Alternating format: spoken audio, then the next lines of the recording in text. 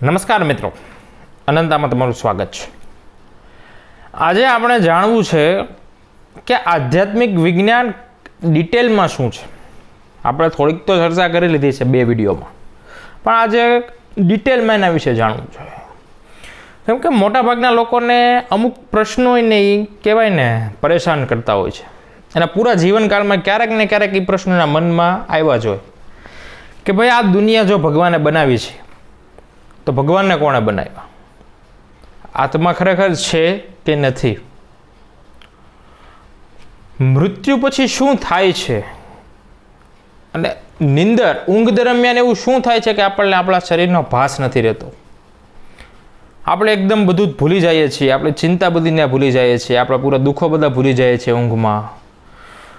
આ બધા સવાલો એટલે જ જન્મ લે જો આપણે આધ્યાત્મિકતાને ધ્યાનથી ના સમજી હોય, સ્પિરિચ્યુઅલ સાયન્સના કોન્સેપ્ટ આપણા માઇન્ડમાં ના હોય ને ક્લિયર, ત્યાં સુધી આવા બધા પ્રશ્નો જન્મ લેતા જ રહે છે। માટે આપણે પહેલાં ધ્યાનથી એ સમજવાનું છે કે સ્પિરિચ્યુઅલ સાયન્સ ખરેખર છે શું। આપણે થોડીક ભલે ચર્ચા કરી, પણ એટલી ચર્ચા એના માટે કહેવાય ને પર્યાપ્ત નથી। કોઈ પણ સબ્જેક્ટ હોય એને ડિટેલમાં જ્યાં સુધી તમે ન સમજો ત્યાં સુધી તમને કહેવાય ને એકદમ ક્લિયર ન થાય। આપણો ઓવરવ્યૂ થોડોક લઈ લીધો કે ભાઈ ખરેખર શું છે, પણ ડિટેલમાં આજે આપણે જાણવું છે આ વિડીયોમાં।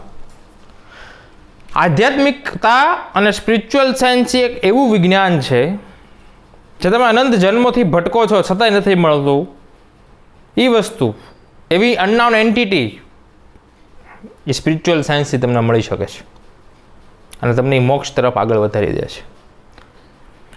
મોક્ષ એટલે પરંપરા પ્રમાણે માનો તો જીવન જન્મના કહેવાય ને જન્મ અને મૃત્યુના ચક્રમાંથી મુક્ત થઈ જાય એનું નામ મોક્ષ છે। પરંતુ સ્પિરિચ્યુઅલ સાયન્સની રીતે મોક્ષ એટલે એક એવી વસ્તુથી પરે વયા જવું કે જ્યાં કોઈ પ્રકારના દુઃખ નથી, જ્યાં કોઈ પણ પ્રકારના આડંબરો તમને રોકી ન શકે એવી અવસ્થા એટલે મોક્ષ છે। મોક્ષ આ સમયે આ વિડીયો જોતા પણ થઈ શકે અને મોક્ષ તમને જન્મતાની સાથે પણ અનુભવ કરી શકો, અને મોક્ષ તમે જ્યારે કોઈ પણ તમારા ઘરકામ કરો છો ત્યારે પણ કરી શકો। હવે તમે એમ કહેશો કે શું આ બધી વાતો કરો છો? આ પૂર્ણ સત્ય હકીકત હું વાત કરું છું। પણ આપણને બધાને એક વેમ ગળી ગયો છે, આપણને બધાને એક આધ્યાત્મિકતા પ્રત્યે એવો ભ્રમ થઈ ગયો છે ને, એ ભ્રમના લીધે આપણો વિકાસ નથી થતો। એ ભ્રમ એ છે કે આપણે બધાને એક એવી આશા બંધાઈ ગઈ છે કે એક ભગવાન આવશે, કોઈ એક માણસ આવશે જે આપણો ઉદ્ધાર કરશે, આપણા દુઃખોને હરી લેશે। એવો કોઈ માણસ આવશે, એવી કોઈ ભગવાનની ઈશ્વરીય શક્તિ આવશે જે આપણને બધા દુઃખોમાંથી મુક્ત કરીને આપણને એવી પરા અવસ્થામાં પોગાડી દેશે। એ મોટામાં મોટી આપણી કહેવાય ને ભૂલ છે। આધ્યાત્મિકતામાં કોઈ પણ મોટા મોટી આડંબર નડતો હોય, કોઈ પણ મોટા મોટી ભૂલ નડતી હોય તે આપણી માનસિક સ્થિતિ જ છે, જે આપણે બહુ જૂની એવી પરંપરામાં બંધાઈ ગઈ છે જેના લીધે આપણો વિકાસ નથી થઈ શકતો। એક પક્ષી છે, માની લો એને ઉડવું છે, હવે પાંજરામાં નથી, એની પાંખો એ સ્વતંત્ર છે, છતાં એ કેમ નથી ઉડી શકતું? એના મનમાં પહેલેથી એવું ઘર કરાવી દીધેલું છે કે ભાઈ તારી પાંખો કપાઈ ગઈ છે એટલે તું નથી ઉડી શકતું। એમ આપણા મનમાં એવી બધી વસ્તુઓ ઘર કરી ગઈ છે જે આપણને આધ્યાત્મિકતાનો સાચો અર્થ સમજવા માટે મદદ નથી કરતી। પહેલાં એ બધી આપણે પરંપરાઓને આંખથી હટાવવી પડશે।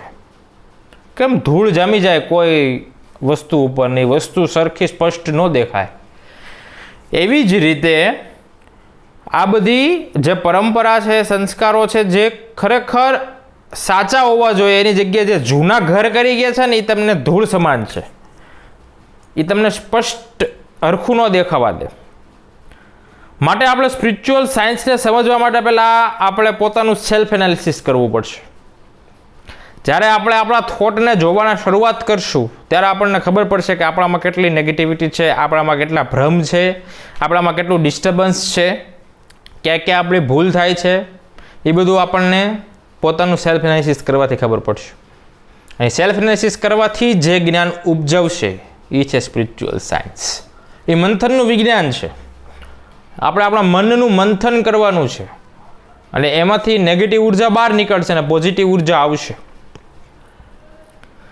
સ્પિરિચ્યુઅલ સાયન્સથી તમે મનના એવા ભાગોને તમે ખુદ જ ડિસ્કવર કરશો, તમે ખુદ જ શોધશો, જેથી તમે ખુદ અનુભવશો કે આટલી વિશાળ શક્તિનો સ્ત્રોત આપણી અંદર, છતાંય આપણને ખબર નથી.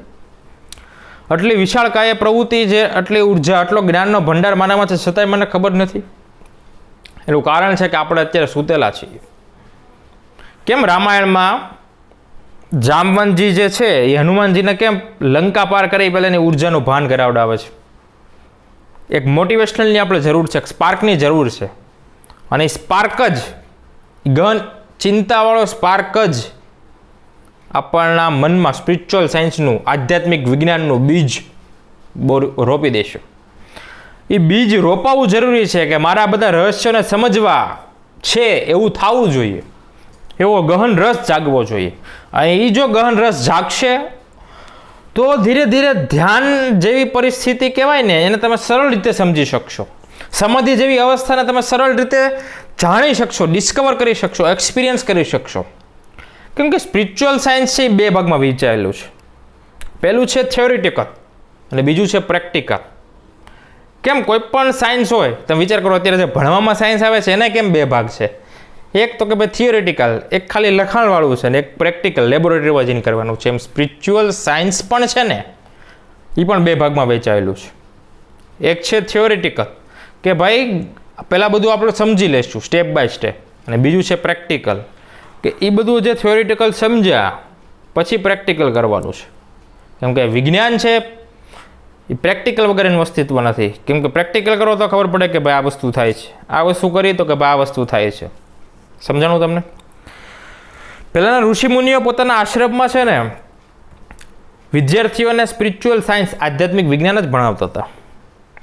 એના પરિણામે જ એનું જીવન સુખમય, શાંતિપૂર્ણ અને દ્રઢ ઈચ્છાબળવાળું ને મનોબળવાળું વીતતું હતું. અત્યારના જમાનામાં મોડર્ન યુગમાં જે નોલેજ ભણાવવામાં આવે છે એ કંઈક અંશે એના માનસિક વિકાસ માટે તો કહેવાય ભાઈ હાલો એનું કેટેગરી વાઇઝ તો વિકાસ થઈ જાય, એના કેરિયરમાં તો વિકાસ થઈ જાય, પણ એના માનસિક વિકાસમાં અવરોધ નડે છે. કેમ કે અત્યારે આપણે જોઈએ ને તો મોટાભાગે લોકો કોમ્પિટિશનને મહત્ત્વ આપી રહ્યા છે. કોમ્પિટિશનને મહત્ત્વ આપે એટલે એમાંથી શું થાય? એમાંથી જન્મ લે ઈગો, ડિપ્રેશન્સ, બધા અલગ અલગ ઇમોશન્સ જન્મ લે. પણ જો અત્યારના જમાનામાં, મોડર્ન જમાનામાં સ્પિરિચ્યુઅલ સાયન્સ, આધ્યાત્મિક વિજ્ઞાન એક સબ્જેક્ટ તરીકે ભણાવવામાં આવે ને તો હું તમને ગેરંટી આપું છું કોઈ પણ બાળક ડિપ્રેશનમાં જતા બચી જશે. આપઘાત જેવા પગલાં તો એક કોર લેશે જ નહીં, તો બહુ એનાથી દૂર રહેશે. ઇવન એને ખુદને એનાલિસિસ કરશે કે ભાઈ મારા માર્ક ઓછા આવે છે તો આને વધારે આવે, એના કાંઈ કમ્પેરિઝન નથી. મારે માર્ક ઓછા આવે છે તો ફેક્ટ વાત છે, મેં કંઈક ભૂલ કરીએ છે એટલે ઓછા આવશે. પણ અત્યારે મોડર્ન યુગમાં કેવું થાય છે? કમ્પેરિઝન આવી જાય છે કે ભાઈ તારે 50 માર્ક તો મારે કેમ 30 જ માર્ક, ઓ હું થોડો હોઈશ, હું હોશિયાર નથી તારે કરતો. એ કંઈક હદે આપણની મનોબળને બહુ આઘાત પહોંચાડે છે. જરૂરી છે કે સ્પિરિચ્યુઅલ સાયન્સને સમજવું.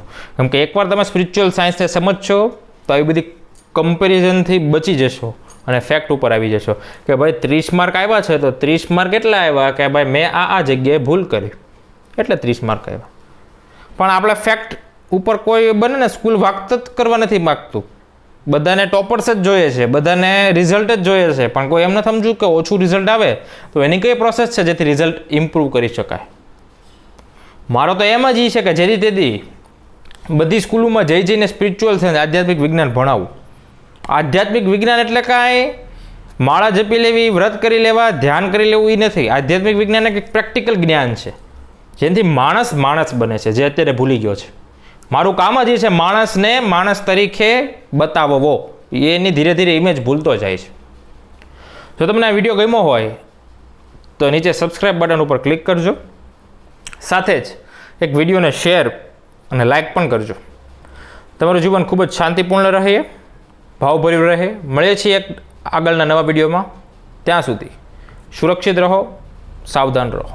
અસ્તુ.